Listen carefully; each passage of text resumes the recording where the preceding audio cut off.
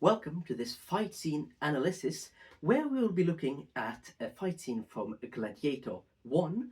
So this is a fight scene where Maximus, so the main character, is about to be executed, and then there is a fight scene when he tries to kill everyone that tries to kill him and runs away. So it all starts right here where he's about to be executed by one of the Praetorian Guards. So as you can see, he has a sword to his neck and the Praetorian Guard is about to execute him.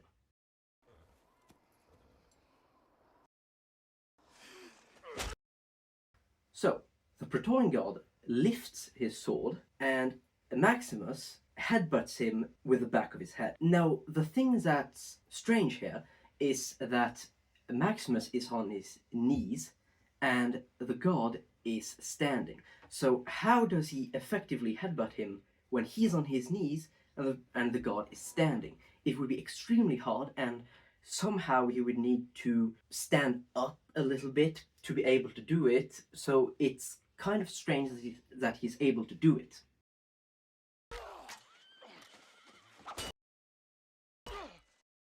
So he grabs the sword of the guard by the blade and uses the pommel to attack the other guard as that's on place. So grabbing a sword by the blade is possible, you'll just cut your hands. If you can, you should definitely not do it, especially with bare hands, such as what he has here. But in this situation, since he has his hands tied and cannot do anything else really, I think it's acceptable that he does it, even though he would cut his hands, because he doesn't really have any other options. Now, of course, it would be better, I think, if instead of headbutting the guard, he just took his tied hands and just lifted them over his head, grabbed the sword of the guard by the handle, and then would hold the sword by the handle instead of headbutting him and then grabbing the sword by the blade. But this is what he does. He would cut his hands, but it's better than being killed. Okay, so still while holding the sword on the blade, he stabs the sword into the guard that he just headbutted. So at this point, he should definitely try to switch his grip to the handle, which would be pretty easy and would prevent him from being cut even more. Because when you're stabbing, your grip will automatically slip a little bit on the blade because the blade wants to get pushed up. So he would definitely be very cut if he did this. Another problem is the fact that he's holding his hand so far in front on the blade that the effective length of the blade, the length of the blade that gets thrusted into his opponent, is actually pretty small and wouldn't necessarily kill him.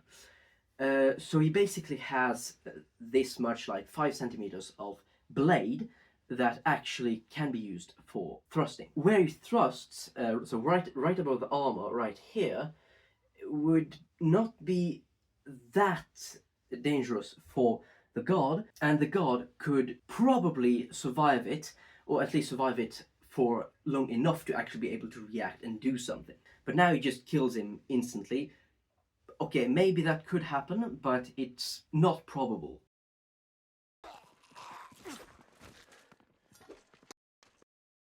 So now he switches his grip to the handle, which is good, definitely something you want to do.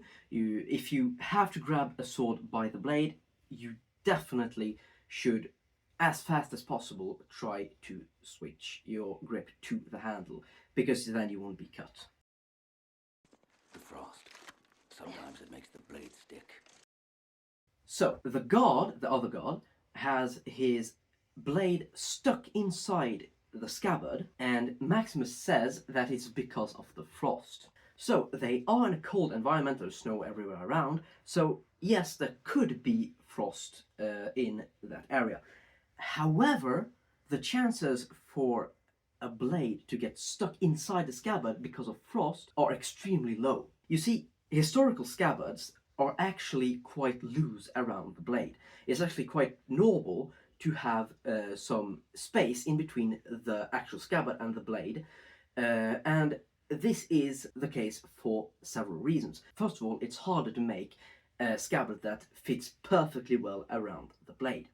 And second thing is that you have a way higher chance of the blade actually getting stuck if, for example, the wood gets wet. If the wood gets wet, it will blow up and you would actually have a chance for the sword to get stuck. So actual historical scabbards are actually quite loose around the blade. Now, what's supposed to happen here is that there is basically frost in between the blade and the scabbard, which means that the ice basically sticks the blade to the scabbard.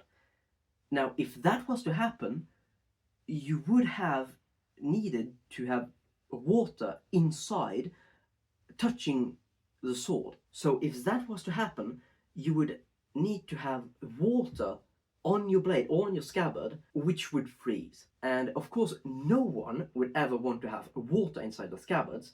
It is one of the most important things to keep away from the blade of a sword, because water makes the blade rust. So extremely unlikely that he would have water inside his scabbard. And even if he had, which of course would never happen, the scabbard would probably be loose enough for it not to be a problem, and it wouldn't necessarily be cold enough right here for the water inside to actually freeze, because the scabbard is quite close to the god's body, which means that it always gets heated up by the actual warmth of his body, so very unlikely that it frosts.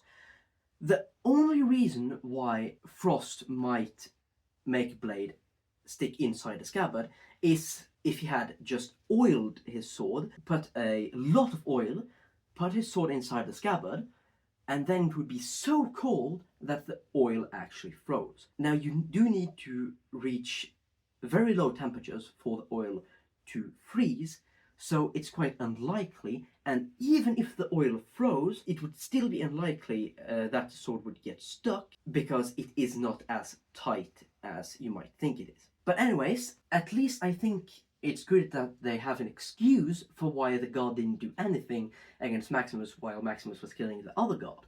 Because sometimes in movies you have one character fighting another, and the ally of the other just doesn't do anything, and that is just completely stupid, because of course he would have done something.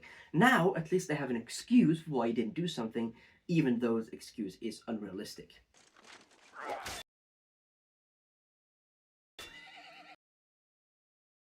So Maximus slashes his sword across the face of the god, killing him. Now, as you may notice here, the sword has actually slashed right through the helmet right here. Now, this is completely absurd, because the helmet is supposed to protect against sword slashes. So the helmet has no purpose if it doesn't protect him. So why is he wearing it? Not only that, but in history the Romans actually had problems with Dacian folks that actually sometimes cleaved through their helmets. Therefore, they added a sort of ridge on the brow of the helmet to prevent even the falx, which is a huge two-handed sword, to pierce through their helmets. So you can see the ridge on this helmet. Now, this is a quite specific kind of Roman helmet. It's a Praetorian Guard helmet, so it isn't what you would find on a usual Roman soldier. But the usual Roman soldiers actually also had this brow guard right here. So this is a quite normal Roman army helmet, and as you can see, this also has this brow guard, which is supposed to stop falx blows incoming right in front of the head. Now, the falx is a really heavy two-handed sword, and it was basically the only sword that was capable of cutting through the helmet. So they added these guards here to prevent even the falx from penetrating. So Maximus uses a gladius and penetrates the whole helmet, including this guard, the whole helmet, and cuts through the face of the guard with only a gladius, which is very short. You wouldn't get a lot of momentum with it. It's not even supposed to be used as a slashing weapon. It's mainly a thrusting weapon. So the fact he's able to do it with a gladius is actually very unrealistic. So what Maximus should have done here is to just thrust at the neck or the head of this guard to kill him, which would have been even more efficient and more realistic. If they absolutely wanted him to slash, they could have had the guard standing there without helmet, because, well, he wasn't supposed to fight, so why would he wear a helmet? He could just have removed his helmet right before they stopped the execution, and this would explain why Maximus could chop at his head and kill him, because he wasn't wearing a helmet. But now he is wearing a helmet, so it's completely unrealistic that Maximus would be able to just chop right through the helmet.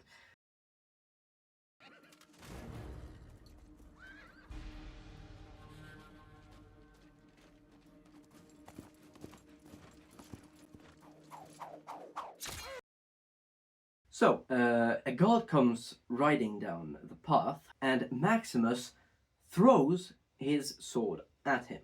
Throwing a sword is extremely inefficient. Basically, a sword is not supposed to be thrown at all, so you're very unlikely to hit straight with the point of the sword. You're much more likely to hit with any other part of the sword. So it really is a gamble if you will hit with the point of the sword. And even if you do hit with the point of the sword, you won't have a lot of force to the throw because the sword is not heavy. So gladiators usually weighed under a kilo, so they're actually really light. So you would get very little force by throwing a sword. But here he gets so much force that the sword actually pierces through the armor of this guard. So you can see the handle right here, and then the tip of the sword right here on the other side of the guard. Again, the guard is wearing armor, so this sword pierces through the front layer of the armor and the back layer. Now, of course, even though he was thrusting the sword normally, you wouldn't have a chance of penetrating that armor, certainly not both layers of it. And now he's throwing the sword, which gives him even less power and makes it completely impossible for the sword to actually pierce the armor. So this is completely unrealistic and should not have been here at all.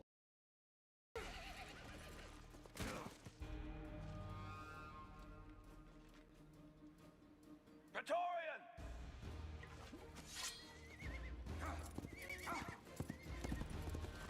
So Maximus has his sword back. Either he has grabbed another sword, for example the sword of the guard he killed, or the sword he threw, and he has cut the rope that was used to tie his hands together.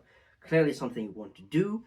I guess he had done it before he threw the sword, because that would make throwing the sword much easier, even though throwing a sword is not easy and would not work. So really good that he has done this.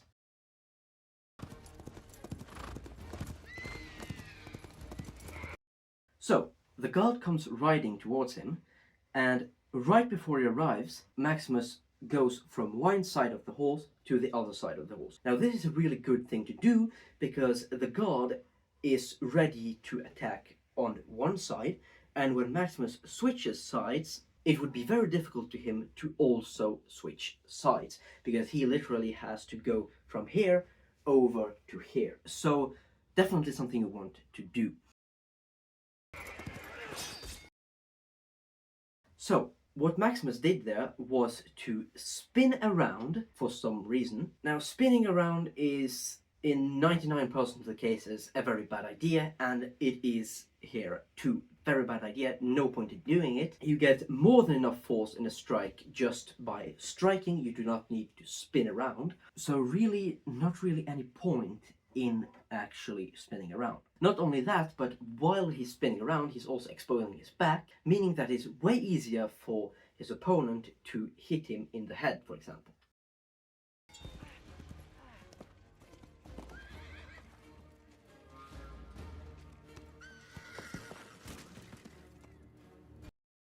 So the guard just died. He probably got hit by Maximus, just that we couldn't really see it. So I don't really know where he got hit, because he's wearing armor on his body. I think he was wearing greaves, so really the only place that he could have gotten hit would be the thigh, and with a slash at the thigh you will usually not die, and you'll certainly not die immediately or as fast as he did. Probably the best explanation for why he died is that Maximus cut the artery in his leg, so he just bled out very fast and died. It would probably have taken more time, but it still is a rather logic explanation. So Maximus thrusts his sword down to the ground, so the fight is basically over. So thrusting your sword into the ground is a really bad idea, definitely not something you should do. Because by thrusting it down to the ground, first thing, you don't know what is under the ground. There might be a huge rock under, so you might just basically thrust your sword straight into a rock and completely destroy it. But even if there's only dirt, it will still blunt the sword. So you should definitely not thrust your sword into the ground in any situation.